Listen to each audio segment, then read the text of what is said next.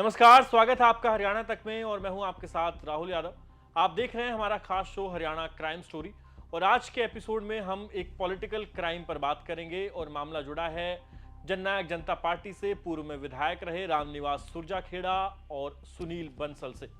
इन दोनों व्यक्तियों को गिरफ्तार कर लिया गया है। ईडी यानी प्रवर्तन निदेशालय ने एक कार्रवाई की है और जिस घोटाले में इनको गिरफ्तार किया गया है उस पर अब खबर आ रही है कि 72 करोड़ शुरुआत में इस घोटाले की रकम बताई जा रही थी, लेकिन अब जैसे ही ये गिरफ्तारी हुई है और ईडी की जांच आगे बढ़ी है तो घोटाले की रकम अब लगभग 225 करोड़ तक पहुंच गई है और माना यह जा रहा है कि आने वाले दिनों में जब ईडी पूछताछ करेगी रामनिवास सुरजाखेड़ा और सुनील कुमार बंसल से तो घोटाले की ये रकम बढ़ सकती है और इसमें कई दूसरे जो बड़े अफसर हैं और कुछ प्राइवेट बिल्डर्स हैं वो भी रडार पर आ सकते हैं। उन पर भी प्रवर्तन निदेशालय जांच कर रहा है।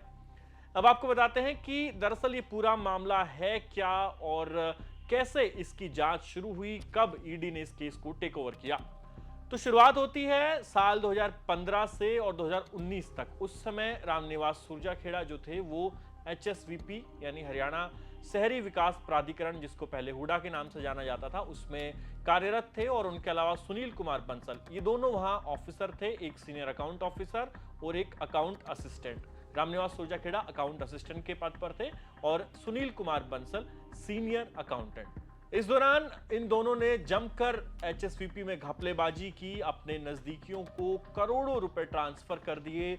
जो लोग कंपेंसेशन लेने आते थे, जिनकी जमीन या दुकान एचएसवीपी खरीदता था या एक्वायर करता था किसी भी जमीन को, तो उनकी बैंक डिटेल्स ले ली जाती थी और फिर ये उन्हें झांसा देते थे कि आपको मुआवजा दिलाएंगे और फिर उन्हीं के खातों का इस्तेमाल करके एचएसवीपी से फंड ट्रांसफर किया जाता था और बाद में ये पैसा जो है रामनिवास सुरजाखेड़ा और सुनील कुमार बंसल तक पहुंचता था।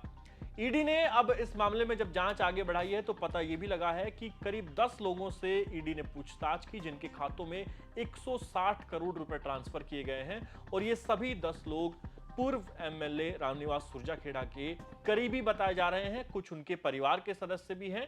जांच में यह भी सामने आया है कि रामनिवास सुरजाखेड़ा की जो पत्नी है उनका खाता भी इस्तेमाल हो रहा था, यानी रामनिवास सुरजाखेड़ा अपने परिवार के जो लोग हैं उनके खातों में भी पैसा ट्रांसफर करता था और फिर उस पैसे को निकाल लेता था। इन दोनों व्यक्तियों की ये धोखाधड़ी और स्कैम बड़े आसानी से चल रहा था, लेकिन फिर ये हुआ कि एचएसवीपी के एक अधिकारी को एक दिन ये गड़बड़ी नजर आ गई और फिर पंचकुला के सेक्टर 7 के थाने में केस दर्ज कराया गया मार्च 2023 में और मार्च 2023 में चमन लाल ने ये केस दर्ज कराया जो कि एचएसवीपी में ही अधिकारी हैं और उन्होंने अपनी शिकायत में कहा कि एक फर्जी खाते में एचएसवीपी की ओर से 70 करोड़ रुपए ट्रांसफर किए गए हैं। इसकी कोई वाजिब वजह नहीं बताई गई है और जो आईटी और कैश रिकॉर्ड ब्रांच है एचएसवीपी का, वहां पर इस खाते का ब्यौरा भी नहीं है, यानी कि वहां से इसका रिकॉर्ड गायब है इस खाते का, लेकिन ये रकम जो है वो ट्रांसफर की गई है। इसके बाद जब शिकायत पाकर जांच शुरू की गई तो फिर मामला ईडी तक पहुंच गया। ईडी ने अक्टूबर 2023 में इस पूरे मामले को टेक ओवर किया और उसके बाद से ईडी लगातार ये जांच करने की कोशिश कर रही थी कि ये स्कैम कितना बड़ा है, कौन कौन लोग इसमें शामिल हैं। तो पता चला कि 2015 से 2019 तक ये दोनों अधिकारी रामनिवास सुरजाखेड़ा और सुनील कुमार बंसल जो कि एचएसवीपी में तैनात थे, इन्हीं दोनों का किया धरा ये पूरा कांड है और अब ईडी के रडार पर कुछ बिल्डर और दूसरे अधिकारी भी हैं जिनको पैसा भेजा गया है। तो ईडी ये जांच कर रही है कि इन दोनों के अलावा इस पूरे केस में कौन कौन शामिल है।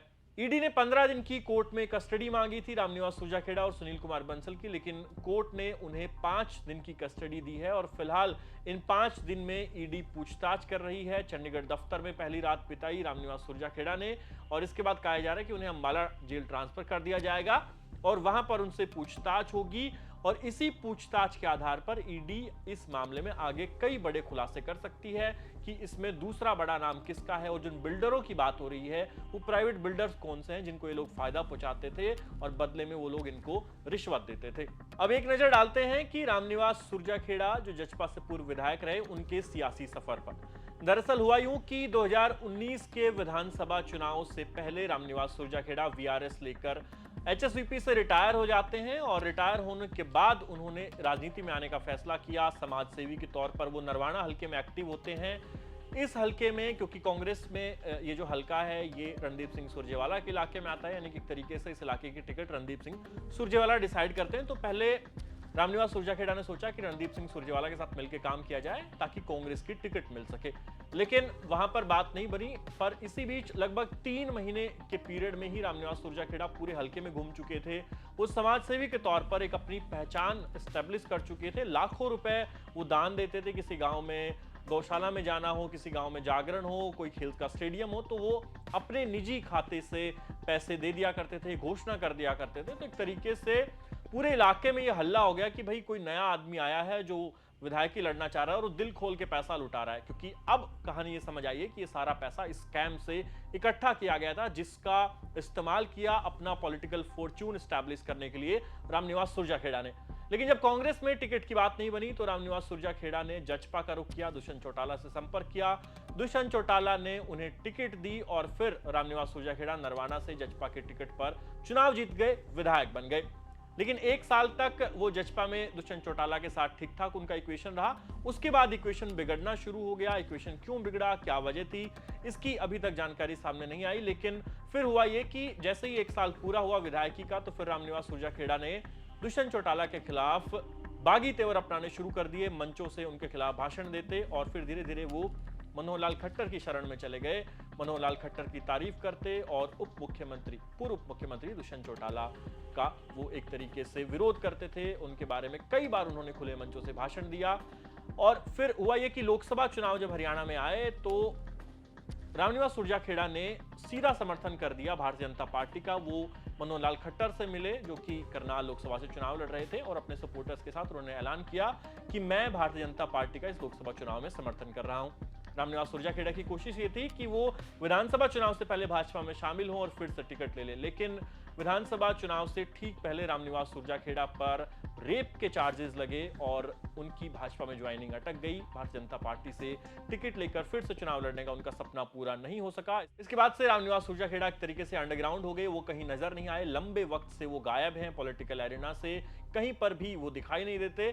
और अब जब ईडी ने उनको गिरफ्तार किया है तो एकदम से उनके नाम की चर्चा पूरे प्रदेश में हो रही है। लोग अब ये सवाल कर रहे हैं कि इस पूरे खेल में और कौन कौन शामिल हैं, और जब रामनिवास सुरजाखेड़ा दुष्यंत चौटाला के साथ थे तो क्या उन्हें इस बात की भनक थी, और जब दुष्यंत चौटाला से उनकी बिगड़ी और वो मनोहर लाल खट्टर की शरण में आए तो क्या पूर्व मुख्यमंत्री मनोहर लाल खट्टर को इस बात का पता था या नहीं पता था। आखिर ऐसे व्यक्ति को क्यों भारतीय जनता पार्टी ने नजदीक लगने दिया।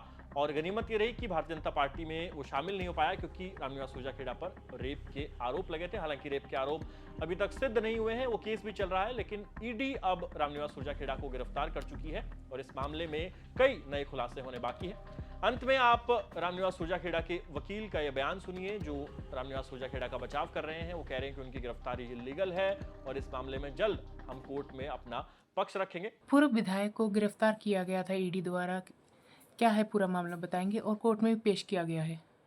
इसमें ईडी ने एक ईसीआईआर दर्ज कर रखी थी जो कि 15/2023 थी, जिसकी इन्वेस्टिगेशन के दौरान इसमें 2 व्यक्तियों को अरेस्ट किया था, जिसमें सुनील बंसल जो हुड्डा के एम्प्लॉय और एक रामनिवास जी पूर्व जो एमएलए थे उनको अरेस्ट किया था और कोर्ट में पेश किया था।